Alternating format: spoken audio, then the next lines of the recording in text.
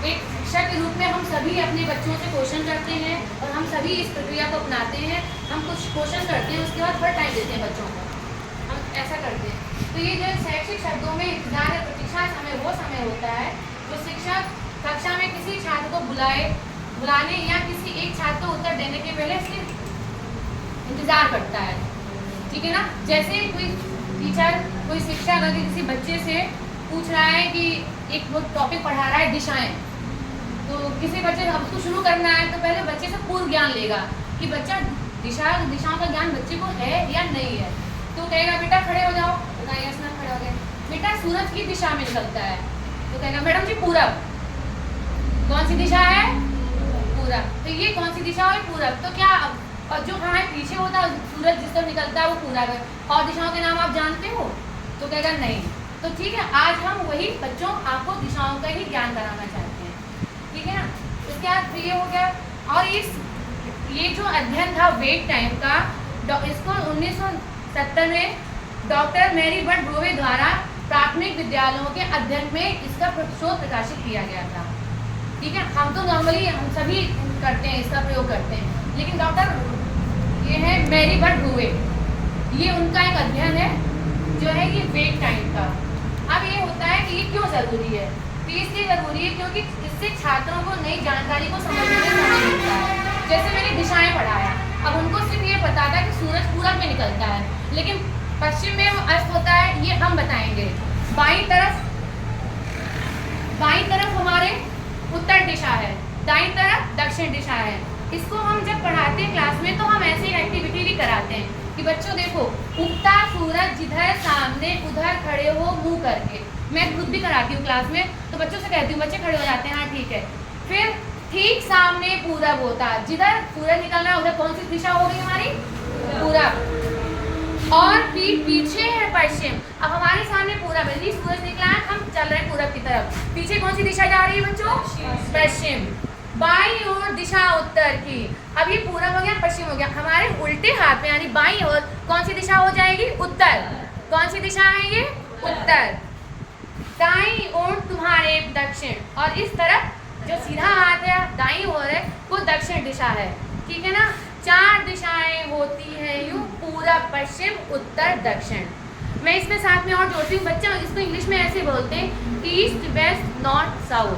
तो बच्चे ऐसे खड़े हो जाते हैं, बेटा पूरब के नाम, मैडम जिधर सूर्य निकला उधर मुंह करके हम खड़े हो गए, वो पूरब हो गया। पीठ पीछे हमारे कौन सी दिशा हो गई? और उल्टे हाथ में कौन सी दिशा हो गई? और सीधे हाथ पर दक्षिण। और आप इंग्लिश में बताइए क्या है? ईस्ट नॉर्थ साउथ, ठीक है ना। आप सभी हमारे साथ बोलेंगे, उगता सूरज जिधर सामने उधर खड़े हो मुंह करके तुम, ठीक सामने पूरब होता, और पीठ पीछे है पश्चिम, बाईं ओर दिशा उत्तर की, दाईं ओर तुम्हारे दक्षिण, 4 दिशाएं होती हैं यूं, पूरब पश्चिम उत्तर दक्षिण। आप भी करिए, पूरब पश्चिम उत्तर दक्षिण। अच्छा, मैंने आपको बताया कि अध्ययन ये जो है वेट टाइम या इंतजार का समय, ये किसने अध्ययन किया था? इस पे किसने किया था? अभी मैंने नाम बताया था 1970 के दशक में डॉक्टर मैरी बर्ड ब्रोवे। किसने किया है? अब हम ये होता है किसी बच्चे से हमने क्वेश्चन किया तो हमें अब हमको तीसरा ये था कक्षीय प्रक्रिया में आप इंतजार का समय बच्चों को कैसे और कितना देते हैं। हम कोई भी क्वेश्चन करते हैं तो जनरली हम कितना टाइम देते हैं बच्चों को? 3 से 5 सेकंड का। अगर हमने पूछा है कि बेटा आज आपने क्या खाया मैडम जी, तो बताते हैं कि हाँ खड़े हो मैडम रोटी खाई, ठीक है ना। या रंगों के नाम बताओ तो हाथ उठाएंगे। तो इससे फायदा ये भी होता है। और फिर बच्चे जब हम बताते हैं तो बच्चे सोचते हैं कि हमें क्या आंसर देना है। छात्रों को अपने साथ दिए गए उत्तर, जब बच्चा कोई आंसर देता है तो वेरी गुड बेटा शाबाश, तो उनमें क्या होता है? आत्मविश्वास बढ़ता है बच्चों का। इस तरह से हम कोई प्रश्न कर रहे हैं और बच्चों को टाइम दे रहे हैं तो शिक्षक का और छात्र का आपस में एक सामंजस्य स्थापित होता है। छात्रों को अपने साथियों शिक्षक साथ जुड़ने के लिए प्रोत्साहित करता है। बस, धन्यवाद।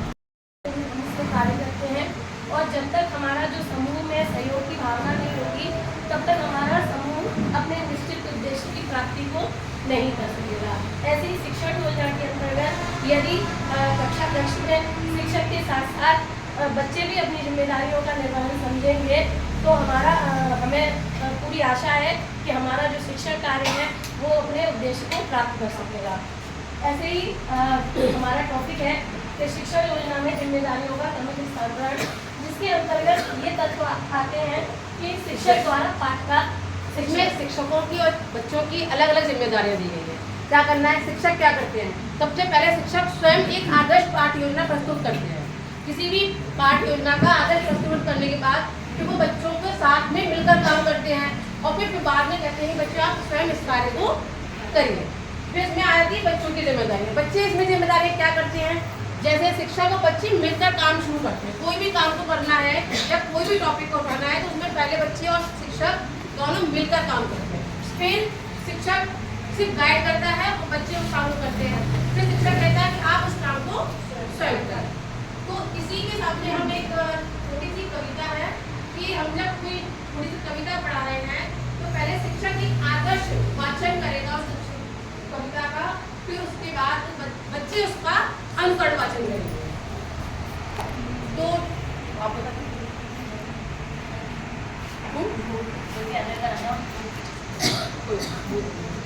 छोटी सी हूँ लेकिन फिर भी बड़े काम, आप भी बोले थोड़ा सा है ना।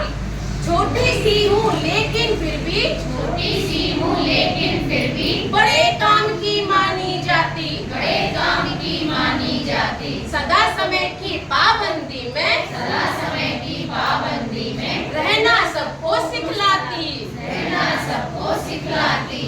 कभी जेब में पड़ी ठुमकती, कभी जेब में पड़ी ठुमकती, कभी कलाई पर बंध जाती, कभी कलाई पर बंध जाती, कभी मेज पर बैठ ठाट से, कभी मेज पर बैठ ठाट से टिक टिक राग राग सुनाती, टिक टिक राग सुनाती। हमें क्लास में मिलता है, अपने पीरियड मिलता है, उसको हम कैसे यूटिलाइज कर सकते हैं एक बच्चे को समझाने के लिए।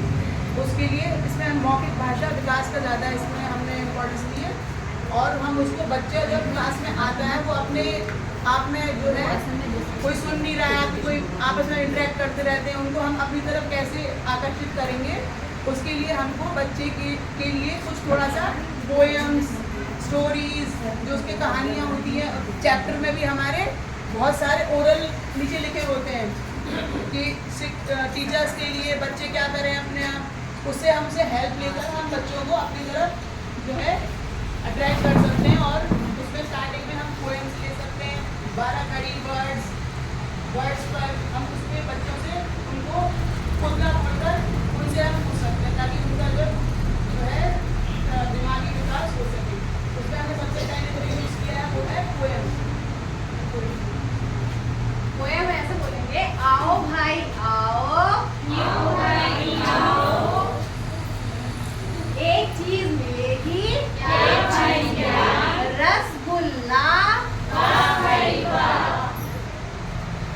और नंबर 2 है हमारे ये है हमारे जो बुक्स में सप्लीमेंट्री क्वेश्चंस होते हैं, विलोम शब्द होते हैं, समानार्थी शब्द होते हैं, उसको भी हम इंटरेस्टिंग बना सकते हैं जब हम उनसे पोएम्स के थ्रू उससे पूछेंगे बच्चे से।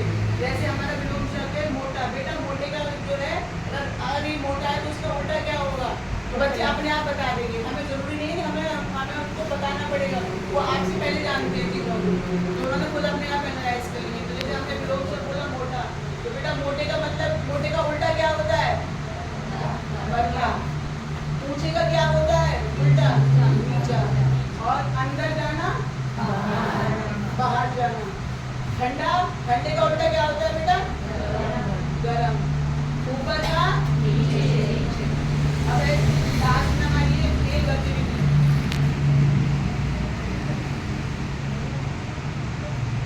खेल गतिविधि में मैं तो सो रही थी, मैं तो सो रही थी, मुझे मुर्गे ने जगाया,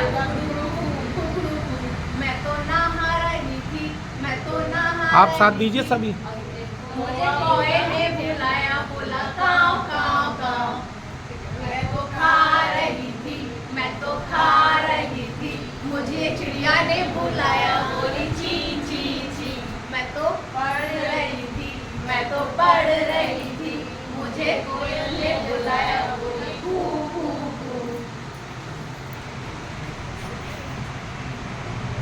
हमारा विषय था कक्षा में प्रिंट सामग्री का प्रयोग कैसे किया जाए। तो हमने बच्चों के लिए उन्हें स्वर सिखाने के लिए एक चार्ट बनाया है, जिसको हम एक कविता के माध्यम से प्रस्तुत करेंगे। आ से अनार, आ से आम, आ से अनार, आ से आम, अपना तो पढ़ना है काम, अपना तो पढ़ना है काम। ई से इमली, ई से ईट, ई से इमली, ई से ईट, मुन्ने राजा कुछ तो सी, मुन्ने राजा कुछ तो सी। ऊ से उल्लू, ऊ से ऊन, ऊ से उल्लू, ऊ से ऊन, मई के बाद आएगा जून, मई के बाद आएगा जून। री से ऋतु, री से ऋषि, री से ऋतु, री से ऋषि, कृषक करता है कृषि, कृषक करता है कृषि। ए से एड़ी, ए से ऐनक, ए से एड़ी, ए से ऐनक, पढ़ो खूब, करो खूब मेहनत, करो खूब मेहनत। ओ से ओगली, औ से औजार, ओ से ओगली, औ से औजार, जान गए हम स्वर संसार, जान गए हम स्वर संसार। अंग से अंगूर, आहा खाली, अंग से अंगूर, आहा खाली, बच्चों मिलकर बजाओ ताली, बच्चों मिलकर बजाओ ताली। धन्यवाद। तो प्रिंटेड सामग्री वह सामग्री होती है जो हमारे कक्षा कक्ष को जो है और भी सुरुचिकर बनाती है, अध्ययन को हम बच्चों के सुरुचिकर बनाती है और बच्चों को बोलने का, बातचीत करने का मौका देती है। बच्चों इससे क्या होता है, इसका महत्व ये है कि बच्चों में जो भी ज्ञान आएगा वो स्थायी होगा और सरल तरीके से वो बच्चे उसको समझने में सक्षम होंगे और अपनी बात को वो रख सकते हैं और जिससे भी है शिक्षक और बच्चों के बीच जो है एक ग्रामीण जो वार्तालाप होती है वो प्रक्रिया निरंतर जारी रहेगी। यदि प्रिंटेड सामग्री का प्रयोग ना करा जाए तो वो वार्ता सिर्फ एक तरफा ही हो जाती है। और इसका यूज करते समय हमें ध्यान ये रखना चाहिए कि जो प्रिंटेड सामग्री हम प्रयोग कर रहे हैं कक्षा में उसकी शिक्षक को पूरी तरह से जानकारी होनी चाहिए और वो कक्षा के बच्चों के स्तर के अनुकूल होनी चाहिए। बहुत बढ़िया। पेड़ हमारा साथी है, छाया हमको देता है, छाया हमको देता है, छाया हमको देता है, छाया हमको देता है। बाढ़ से बचाता है, बाढ़ से बचाता है, मीठे फल भी देता है, मीठे फल भी देता है। फिर भी पेड़ कटते हैं, फिर भी पेड़ कटते हैं, मकान ऊंचे बनते हैं, मकान ऊंचे बनते हैं। हम सब भूल जाते हैं, हम सब भूल जाते हैं।